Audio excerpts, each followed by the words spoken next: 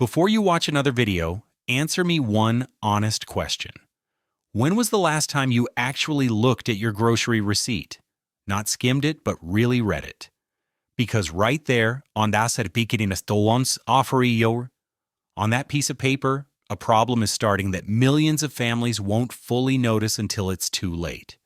Major food corporations have already approved price increases that will only become visible on store shelves toward the end of January.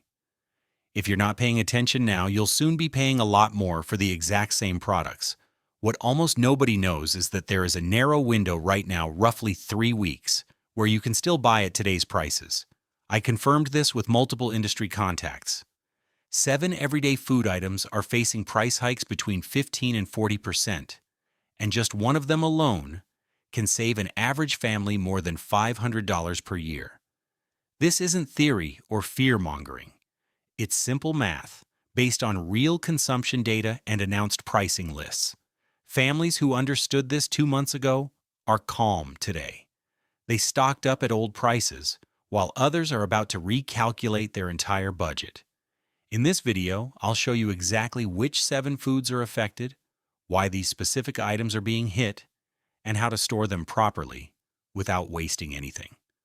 The window is already open, and it's closing much faster than most people realize. Let's start with something that's part of daily life for most people, and absolutely essential for many: coffee. Whether you drink 1 cup occasionally or can't function without 3 every morning, this affects you directly. Arabica coffee production in Brazil dropped by 13% compared to last year. That's not a typo and not an exaggeration. 13% less. Brazil supplies about 40% of the world's coffee. When the largest producer has a harvest this bad, prices don't creep up, they jump. What many people don't realize is that the coffee you buy today was harvested months ago. The real impact of this poor harvest won't fully hit supermarket shelves until late January. Last week, a contact of mine in large-scale coffee distribution, let's call him Carlos, told me something that sent me straight to several stores. The price lists going out to retailers in mid-January are going to shock a lot of people. He couldn't give exact numbers, but one thing was clear. Premium coffee that costs around $12 today is expected to sell for about $18 by spring. That's roughly a 50% increase, just for your morning routine. I acted immediately and bought several packs of the coffee my family drinks regularly. The key wasn't the brand, but the packaging. Vacuum sealed, with a roast date no more than 2 weeks old. Properly stored coffee like this stays enjoyable for up to 2 years. One tip straight from a roastery has saved me a lot of money. Divide coffee into weekly portions and vacuum seal them again. Once opened, it won't lose its aroma. Let's do the math. A family that uses 1 pack of premium coffee per month spends about $144 per year today. At the announced prices, that jumps to over $200. That's more than $70 saved just by buying early. In households with multiple coffee drinkers, the savings add up fast. One last mistake many people make is focusing on the expiration date instead of the roast date. Coffee starts losing aroma after about 6 weeks, but when stored correctly, it remains safe to drink for years. Freshly roasted beans on sale are pure gold. Now we move to something many people underestimate and will pay dearly for because of it: chocolate. More precisely, baking chocolate, cocoa powder, and high-quality cocoa products. Not the candy bars at the checkout, but the ingredients behind almost every dessert and pastry people buy. The number that opened my eyes is brutal. Cocoa prices surged to as high as $12,000 per metric ton last year. Even after falling back to around $6,000, that's still double what it was just 3 years ago. This isn't a temporary spike, it's a structural problem. About 70% of the world's cocoa comes from West Africa, and extreme weather events there have severely damaged harvests. I spoke with Maria, who handles purchasing for a regional bakery chain. She told me openly they're buying as much cocoa as possible right now, even at current prices. Her suppliers are already warning about another price increase coming in February. At the same time, major chocolate manufacturers are restocking after months of waiting, adding even more pressure to the market. The mistake many people would make now is hoarding candy. It melts, goes stale, and costs a lot per serving. The smart strategy is different: baking chocolate and pure cocoa powder. These products have extremely long shelf lives and deliver far more value. I tested this myself. A 4-pound bag of high-quality cocoa powder currently costs about $28. By spring, that same bag will very likely be closer to $40. What most people don't realize is that this single bag can replace the flavor equivalent of roughly 200 chocolate bars. Run the numbers. The savings don't just come from price increases, but from how concentrated and versatile cocoa powder is. Properly stored, it lasts up to 3 years. Airtight, cool, and dark. I use simple glass containers with tight lids and have never had a quality issue. By doing this, you're not just locking in baking ingredients for years, but also hot drinks, desserts, and everyday treats at today's prices instead of tomorrow's. These quiet background ingredients are often the ones that punch the biggest holes in a budget because you keep buying them without thinking. Now we come to the most important item on this list, the food that explains why I even put the $500 number in the title: eggs. It sounds basic, but it's anything but. What's happening in the egg industry right now is severe, and most people have no idea what's coming. In 2025 alone, more than 31 million laying hens were destroyed due to avian flu. These aren't abstract statistics. These are the birds producing the eggs you buy every week. To put that into perspective, that's more than the entire population of the state of Texas. And this production gap doesn't disappear overnight. I've seen this firsthand. A neighbor of mine was paying over $6 per dozen during some weeks in the spring. For a family of 4, that meant nearly $20 per week just on eggs. Over a year, that's more than $1,000. When I warned her months ago that this wasn't a one-off but a preview, she thought I was exaggerating. Let's look at the hard numbers. The average family uses about 2.5 dozen eggs per week. At the current average price of roughly $2.86 per dozen, that comes out to about $374 per year. Industry forecasts show eggs could rise to $4.50 per dozen by late spring. At that point, the same annual consumption costs nearly $585. That's over $200 in added cost without changing habits. Here's where strategy matters. Smart households are buying eggs now and preserving them properly. I learned this method from a farmer who's been doing it for decades. Eggs freeze perfectly well if you whisk them first. Poured into ice cube trays, 1 cube equals roughly 1 egg. Frozen this way, they last up to a year. I tested this myself. I whisked a dozen eggs, froze them, and used them for scrambled eggs 6 months later. No taste difference. The real leverage comes at purchase. Recently, I bought a bulk pack of 15 dozen eggs at about $2.13 per dozen, well below average. I froze half and used the rest normally. Do the math. If you lock in 50 dozen eggs at that price instead of paying $4.50 in the spring, you save over $100 in one move. Do that twice, and you're already past $200 saved. Combined with the other items on this list, it becomes clear why $500 is realistic. One critical mistake many people make is freezing eggs in the shell. The shell cracks, and the egg is ruined. Always whisk first, add a small pinch of salt, and freeze in portions you'll actually use. That's how an everyday food turns into real budget protection. Now, this becomes especially relevant for families who regularly eat meat, beef, particularly ground beef, and higher quality cuts. The price movement here isn't random. It's the direct result of exploding costs on cattle farms. Feed like corn, soy, and hay has seen double-digit price increases over the past 12 months. That's the foundation of beef production. I spoke with Tom, a cattle rancher in Nebraska. He told me his feed costs are up 45% compared to last year. Those costs don't disappear. They move straight down the chain to consumers. What supermarkets rarely explain is that the beef on shelves today comes from cattle raised on cheaper feed. Beef from animals currently being fed at today's higher costs won't reach stores until February and March. Tom's numbers are sobering. Ground beef that sells for around $5.95 per pound today could easily hit $8.49 or more by spring. For premium steaks, price jumps of $3 to $4 per pound are realistic. For many households, that means noticeable changes at the dinner table. The solution isn't buying more meat, but buying smarter. I've spent a lot of time experimenting with vacuum sealing and freezing. Ground beef lasts up to 12 months when sealed airtight. Steaks and roasts stay high quality for 8 to 10 months if packaging and temperature are right. Air is the enemy, not cold. One tip from a butcher with 30 years of experience saves serious money. Buy large cuts and portion them yourself. A whole strip loin might cost about $7.99 per pound. Pre-cut steaks from the same cut sell for $12.99. That's a $5 difference per pound just for slicing.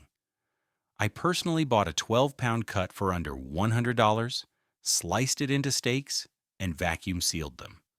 Bought individually, the same amount would have cost about $155. That's $60 saved in one purchase and weeks of meals secured. One small but crucial storage rule: label everything, date and cut. After a few weeks, frozen meat all looks the same, and guessing leads to waste. Organization prevents waste, and that's the core of smart shopping. Now we move to a category that forms the backbone of daily nutrition for many families, and that's exactly why it becomes dangerous when prices rise quietly. Dairy products: milk, cheese, butter, yogurt. What used to feel stable is turning into a budget problem that sneaks up on people.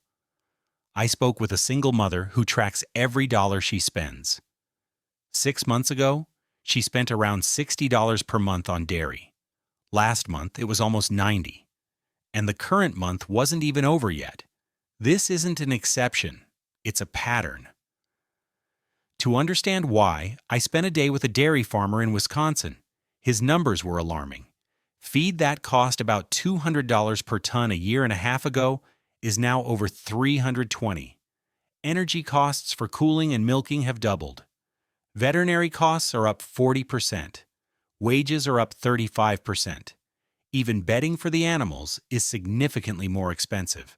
Despite all of this, the price farmers receive for milk has barely increased. The math no longer works. What that means for consumers is simple. These costs will hit supermarket shelves. Internal price projections I've seen are clear. Milk that sells for around $3.50 per gallon today is expected to approach $5 by spring. Butter is projected to jump from just under $4 to around $6 per pound.